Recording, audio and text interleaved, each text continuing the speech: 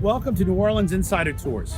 This is an app that you can do by yourself, and our tour guides here are phenomenal. So it's well worth the extra antidote you'll hear by bringing in a tour guide. A tour guide can't take you everywhere. We're going to go to Lakefront, City Park, Uptown, Metairie, outside of New Orleans, Delacroix, a city that's 300 years old, has a lot of stories, a lot of anecdotes. So we call this the Statues, Stories, and Spirits Tour. And if you like, we have shorter versions of this tour, which is over 6 miles long. If you want to take the Little Palermo tour, which goes from here out to the Jazz Museum, or you want to take our tour of the French Quarter or the Art District, scroll across the screen and see what other tours we have that are more concise for you. You can start the Statues, Stories, and Spirits tour anywhere. We're picking Jackson Square because that's the heart of New Orleans. Our multimedia presentation app has interviews of artists, chefs, and locals that have been here for years. Plus, when you download the app, you get a 10% discount on a golf cart, moped, or bicycle rental. Let's have fun and let's start walking to New Orleans. At the heart of Jackson Square is the equestrian statue of General Andrew Jackson, a major general in the U.S. Army and the 7th President of the United States. Jackson led his troops to victory in 1814, defeating the British at the Battle of New Orleans. The statue was dedicated in 1856 and created by Clark Mills. Surrounding the statue in the four corners of Jackson Square are one of the first sets of statues to be placed in New Orleans, the seasons: spring, summer, autumn, and winter. Overlooking Jackson Square is the St. Louis Cathedral, which is the seat of the Roman Catholic Archdiocese in New Orleans and is the oldest cathedral in the United States. The Washington Artillery Cannon was dedicated in 1938 on Decatur Street and honors the men of the Battalion Washington Artillery, a Louisiana National Guard unit formed in New Orleans in 1838. Here we are at Fort Jackson during the Orange Festival in Buras, Louisiana for a demonstration.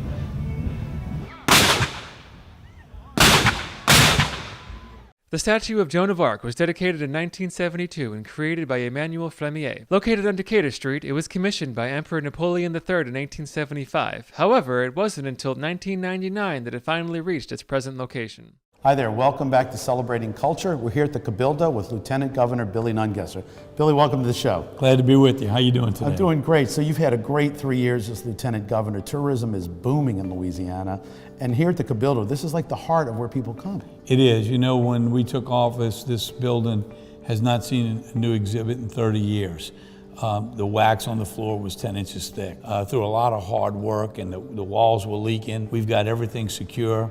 It's in great shape. As you can see, we had the King and Queen of Spain here. I saw that was a great And now exhibit. we have the exhibit of the life of Miss Pontalba, who actually rebuilt after the fire the cathedral and these buildings, and then built those beautiful apartments that we still get rent from today to help fund the museum. I've heard that those were the first apartments in America. Yes, and she was a pretty incredible.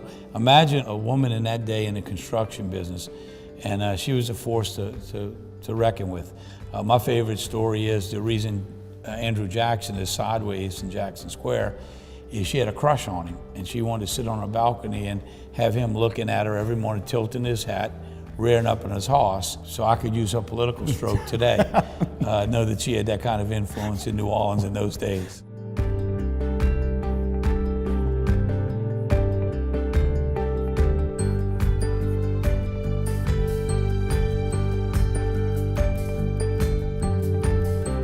At Lafayette Square, you can pay a visit to Benjamin Franklin, Henry Clay, and John McDonough. You can also see the former New Orleans City Hall, Gallier Hall, which is considered a nationally significant example of Greek Revival architecture. The World War II Museum was established in 2000, and in 2003 it was declared America's official national World War II museum. The museum focuses on the contribution made by the United States to the Allied victory in World War II, and particularly on the Normandy invasion. Standing in front of the Hilton Hotel at the end of Porger Street, the statue of Sir Winston Churchill was created by Ivor Roberts Jones and dedicated in November of 1977. Churchill's youngest daughter, Mary Soames, attended the dedication ceremony. Located on Convention Center Boulevard, the statue of Bernardo de Galvez was created by Juan de Alvlos and erected in 1977 by the Spanish government to commemorate his contribution and aid during the American Revolution. Galvez served as the governor of Louisiana from 1777 to 1785. The Spanish Plaza was dedicated in 1976 to the city of New Orleans in remembrance of their common historical past, and as a pledge of fraternity in the future. At its focal point is a fountain surrounded by the seals of the provinces of Spain. Located by the Riverwalk Shopping Center, it is a common meeting and resting point before choosing your next destination.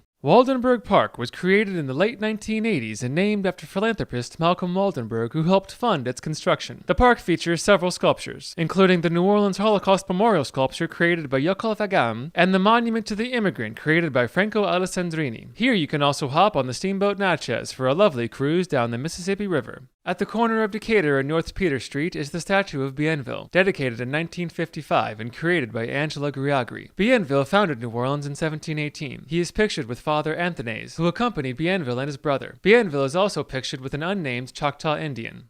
The lakefront is a beautiful area away from the city where you can dine at one of many seafood restaurants perched on Lake Pontchartrain. You can also visit the Lake Pontchartrain Basin Foundation, who have been instrumental in saving our coast and restoring the lake.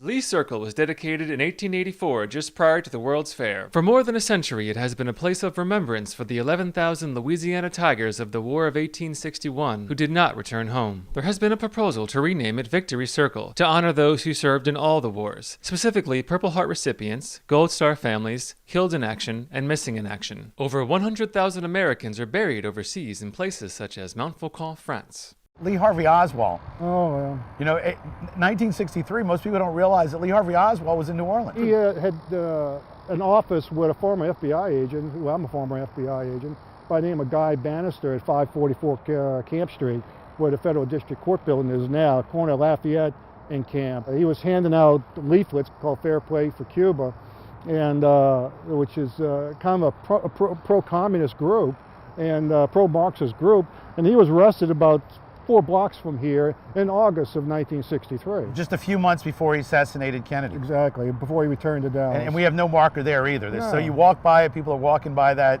event No. all day long not knowing what was there. No, the more notable location would be at the corner of Common and Camp, where you see him actually handing out the leaflets, and then subsequently I think WDSU interviewed him in their French Quarter studios, and that's where he admitted he's a Marxist. Hi, welcome to New Orleans Insider Tours. Right now we're in Elk Place between Tulane and Canal. It's a great place, a little bit of traffic, so bear with us here. There's 70 plaques on this bicentennial walk that showcase the history of New Orleans up till 1976. I got my favorites, I'm going to point them out to you, and hopefully a few might inspire you to research those events a little bit more. Let's start walking. Here we see the plaque on the founding of New Orleans in 1718. One of my favorites, everybody should know that. Right across diagonally is 1727, the Ursuline nuns arrived. That history is phenomenal. We got a lot of pieces to that. We got the old convent in our tour. We got the casket girls that arrived, the Battle of New Orleans. There's so much with the Ursuline nuns. Let's keep walking. Here we have Spain taking over New Orleans. Most people don't know, but for about 40 years, Spain ruled Louisiana, and that was during the Battle of Independence. The Spanish actually helped the Americans defeat the British by controlling New Orleans and the Mississippi River so the British could not come up the river to reinforce their troops. A little bit further up, here we have the 1815 Battle of New Orleans. Obviously, it's a milestone in New Orleans history. There's a lot to learn at Jackson Square about that. Let's keep walking. Important thing to know, 1831, the first railroad. This goes from New Orleans to the lake. People love to go out to the lake on those hot summer days to listen to music and catch a cool breeze blowing off the lake, because you know New Orleans gets hot during the summer. In the middle of the Bicentennial Walk is a great monument to women who served in our military. It starts with informing you about World War I, the waves, the WACs, the Air Corps, nurses. Women play such a vital role in defending our country, and this is a little street that gives a little bit of tribute to them. Let's keep walking. And this little stretch is a lot of New Orleans history. We start here with 1836. The city gets divided into 3 municipalities. That's Jefferson, St. Bernard, New Orleans, and later that'll come into play in the Battle of New Orleans, or the Battle of Liberty Place in New Orleans, over who's going to control what in New Orleans. First Mardi Gras Parade, 1838, another big thing for New Orleans.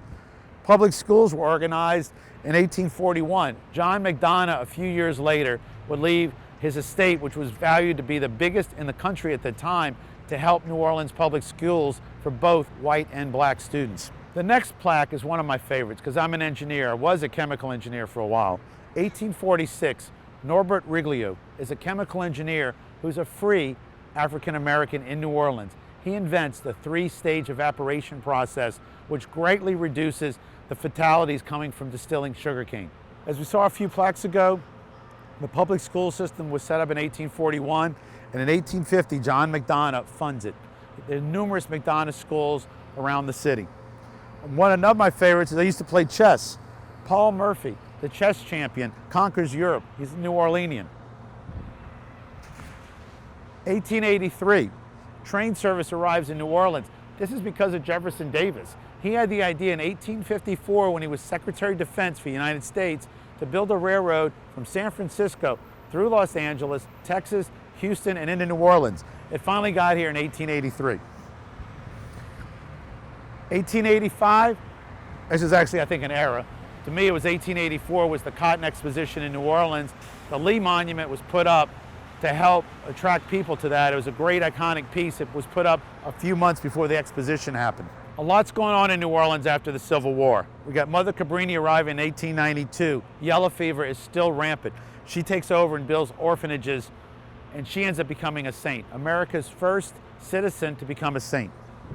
Moving up, Louis Armstrong. He's born in 1900, becomes a great jazz ambassador for jazz throughout the world. 1901, the first oil well goes up in Louisiana. This changes everything for Louisiana as it becomes a large contributor to the nation for oil and gas. 1905, our last yellow fever epidemic. This is a milestone for New Orleans as yellow fever had plagued New Orleans for decades.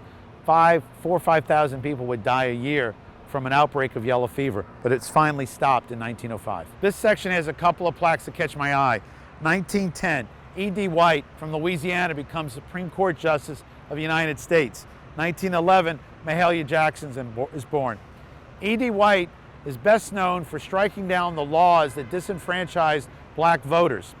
Mahalia Jackson became a civil rights movement advocate with her gospel music. She stayed true to gospel, recorded about 45 albums with Columbia, a phenomenal singer, and there's the Mahalia Jackson Center here for Performing Arts in New Orleans. And this section here, what catches my eye is 1927, the Great Flood of Louisiana and the Mississippi River Valley. They actually blew up a hole in the levee south of New Orleans to relieve the pressure so that New Orleans wouldn't flood. It created the levee system, which now, 100 years later, is causing problems because none of that sediment gets deposited to restore the coast. It's all going off the continental shelf out the end of the river. 1935, the Huey Long Bridge gets put out in Jefferson Parish. Massive bridge across the Mississippi. Phenomenal benefit to rail traffic. This last set of plaques, I'm going to cover everything because this is all recent New Orleans history that's impacting our lives today. 1946, Chet Morrison was elected mayor of New Orleans. 1954, the Supreme Court says you got to desegregate schools, but he refuses to desegregate schools. And in 1960, Ruby Bridges gets escorted by federal marshals under the order of President Eisenhower to McDonough School, and that was the beginning of desegregation of schools in New Orleans. 1958, the Mississippi River Bridge opens right here in downtown. 1961, Vic Toscuro gets elected mayor. He is known for doing a lot of great things. He put through that desegregation of schools. He turned Poydras Street into commerce. He had the vision for the Superdome. The Saints arrive. Bacchus Parade gets started. Mardi Gras gets re-envisioned. 1965, during his administration, Hurricane Betsy hits. Massive hurricane, one of the worst that directly hit New Orleans before Katrina, which actually hit Mississippi. Moon Landrieu gets elected mayor in 1970. He's also brings on some of Mayor Skiro's vision of getting the dome completed, the Saints. A lot of other issues come up with the French Quarter and how we're going to transform the city. The dome opens in 1975. Massive structure there that has done so much for New Orleans. The Saints, other events that have happened here brought in so much tourism. This ends the walk of the bicentennial celebration of 1976 in New Orleans. But since then, over 40 years of history has transpired. We hope this inspires you to learn a lot more about New Orleans. It's a great city with a great history, and let's keep walking through New Orleans. Here at City Park, there are a variety of wonderful activities for all ages. You can visit the New Orleans Museum of Art, which was established in 1911 and is in the top 25% of the nation's largest and most important fine art museums. You can also visit the lovely outdoor sculpture garden, along with the botanical gardens. They are currently constructing an extension to the sculpture garden, as well as a brand new children's museum. Here at the Big Lake, you can rent a bike to explore the park, or you can rent a boat to relax on the water. At Café du Monde, you can grab a bite to eat, and the nearby playground is a wonderful place for the kids. City Putt is a fantastic putt-putt golf course featuring 36 holes on 2 separate courses, highlighting Louisiana cultural themes and cities. You can also golf at one of their fine courses catered to both amateurs and professionals, as well as engage in a tennis match at one of their 26 lighted courts. The park hosts numerous events throughout the year. Celebration in the Oaks is a perfect way to spend the holidays. City Park is located next to Bayou St. John. Bienville chose the spot where New Orleans now sits because he recognized the strategic importance of the bayou's convenient access to Lake Pontchartrain and ultimately the Gulf of Mexico. Native Americans revealed this route to Bienville as they have been using it for years. The French Quarter hosts many festivals throughout the year, such as the Creole Tomato Festival, where you can enjoy live local music and sample a variety of dishes featuring locally grown tomatoes.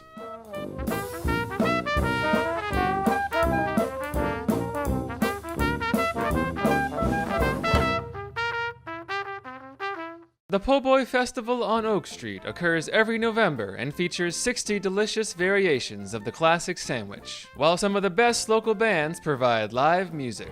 Hey, this is Jim Richard from Trenas in the Intercontinental Hotel on St. Charles in New Orleans, Louisiana. We are at the 2018 Oak Street Po' Boy Festival, and we won Best Po' Boy on the Street. It is house-made pastrami with cheese and jardiniere and jalapeno rui. Awesome stuff. This po' boy is one of the best po' boys I've had since I've been living in New Orleans. Crawfish and feta cheese, man, get some. You got to get some of this, right? Thank you very much. I mean, the line was long. Everybody loved the food. I think the pork belly and mac and cheese was a hit. That was definitely a hot item. We sold out of that pretty quick. We burned the wood. Everything's slow smoked. We cooked the briskets last night. It took about 14 hours to cook. Pork belly, we did the same thing, about 6 hours. We even smoked the mac and cheese as well on the smoker too.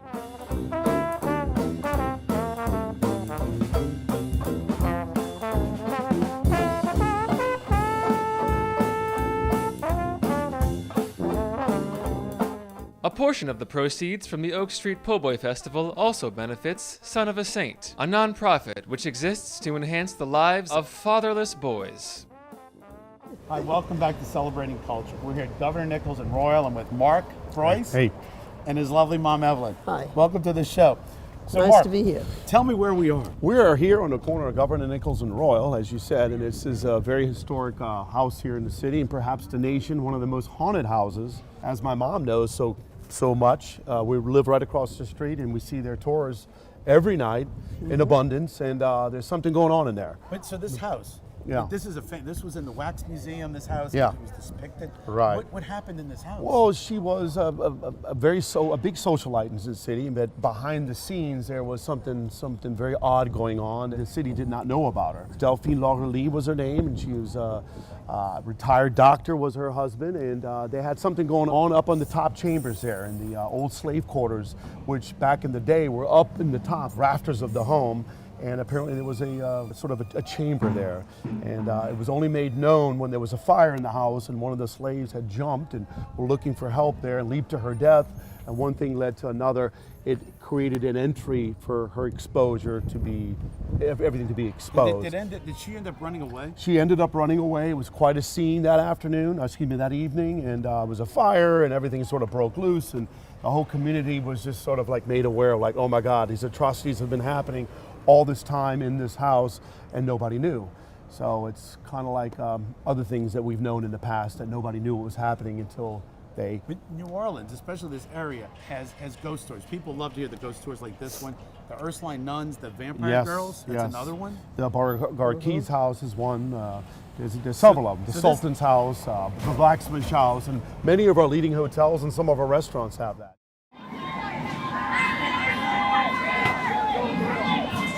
We bequeath the streets of the city of New Orleans to you. May you have a glorious, glorious reign and a beautiful ride. This weather could not be better, I would say. Right? Perfect. Perfect.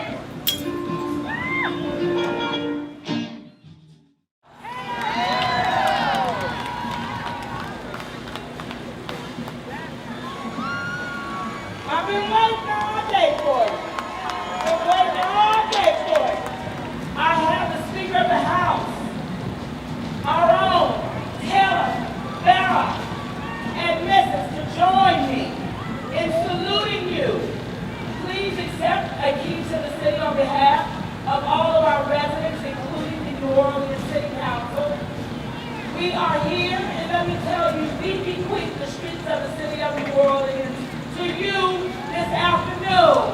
May you have a glorious reign and an awesome ride. The weather could not be more magnificent. Hail, Tuck!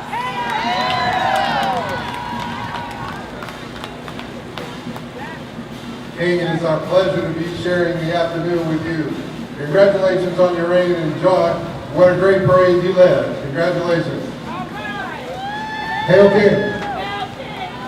Thank you so much, Madam Mayor, City Council, who are present, dignitaries. It's my extreme privilege and honor to present to you the 51st installment of the Crew of Tux. Give it up for Tuck!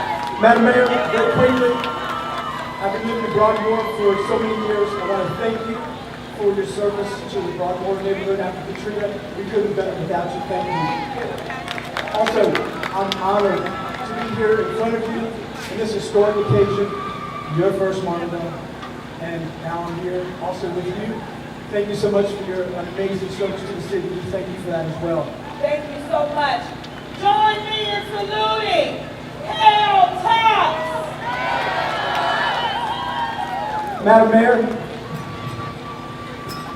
if you look around me, you'll see that it's very fitting that the theme this year of Tux is Tux Gets Sick. Wait till you see the 1,800 other members that are coming up behind me. Just wait. But Mayor, thank you so much. Happy Mardi Gras, safe Mardi Gras, and Baba Booey to you all. Thank you. All right. Hi there, welcome back to Celebrating Culture. We're here at the Cabildo with Lieutenant Governor Billy Nungesser.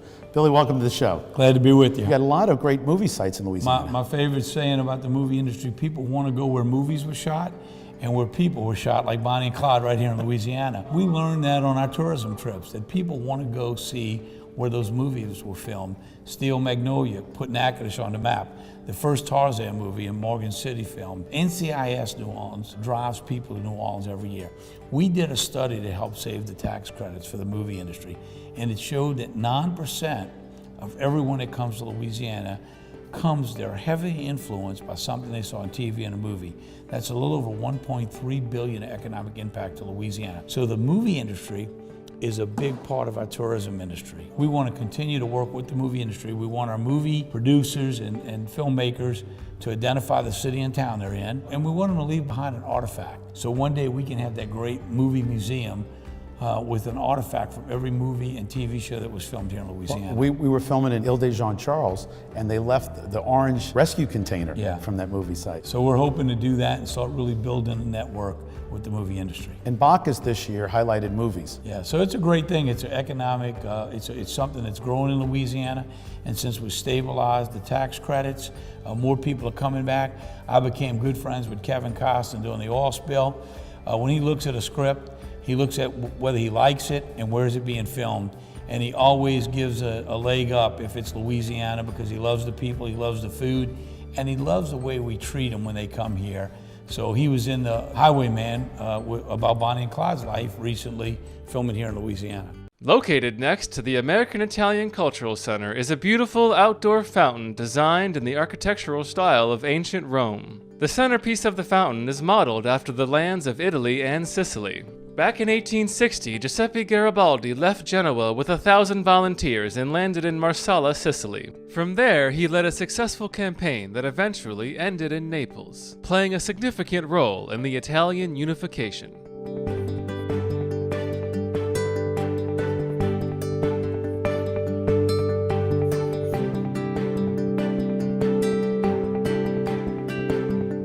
Listed on the U.S. National Register of Historic Places, Menery Cemetery was built on the previous site of a horse racing track. Now it is home to the graves of many notable people and celebrities, among them Louis Prima and Salvatore Pizzati.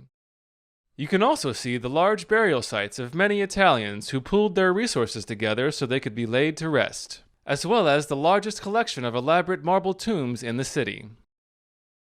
The Mercedes-Benz Superdome is home to the New Orleans Saints and hosts many other events throughout the year. Currently the largest fixed dome structure in the world, it was the vision of Dave Dixon, and with the help of Mayor Victor Skiro, construction on the dome began in 1971 and was completed in 1975. Hi there, welcome back to Celebrating Culture. We're here on a rooftop bar overlooking Canal Street. Canal Street's been around for hundreds of years in New Orleans. It's got a lot of history, and I'm with Sal Pericone. Sal, welcome to the show. Yeah, good morning, Charles. So Sal, as we go down Canal Street, one of the first things I think about is the 1866 massacre. There's no markers, it's hidden, but it's at one of the best spots right now is the Roosevelt Hotel. Yeah. Tell me a little bit about that.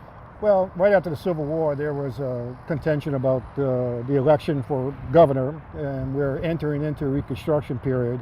And where the Roosevelt Hotel is located today was a building known as the Mechanic Institute.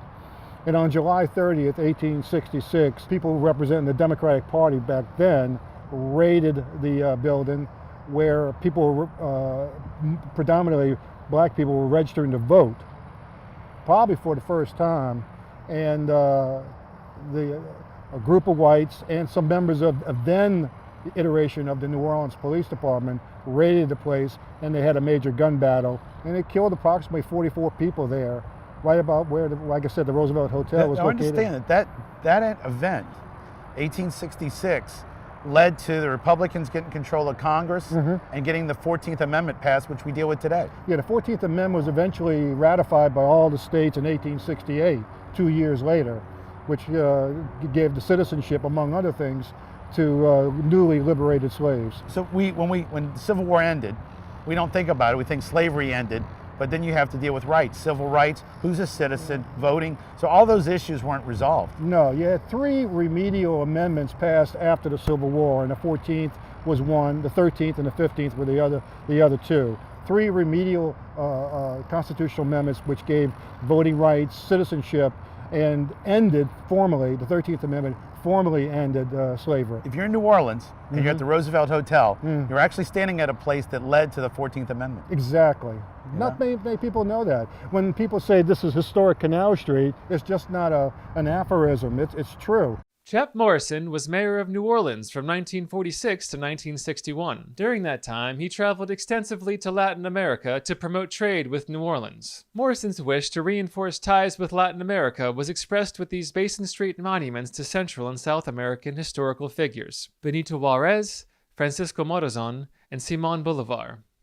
St. Louis Cemetery No. 1 is the final resting place to many notable people. Among them, Marie Laveau, the Voodoo Queen, who lived from 1801 to 1881. The future tomb of Nicolas Cage is also located here. This cemetery is home to the Italian mausoleum that was used in the film Easy Rider. Following the release of that movie, the Archdiocese banned movie productions from using the cemetery in the future. Today, only escorted individuals are allowed in the cemetery due to vandalism.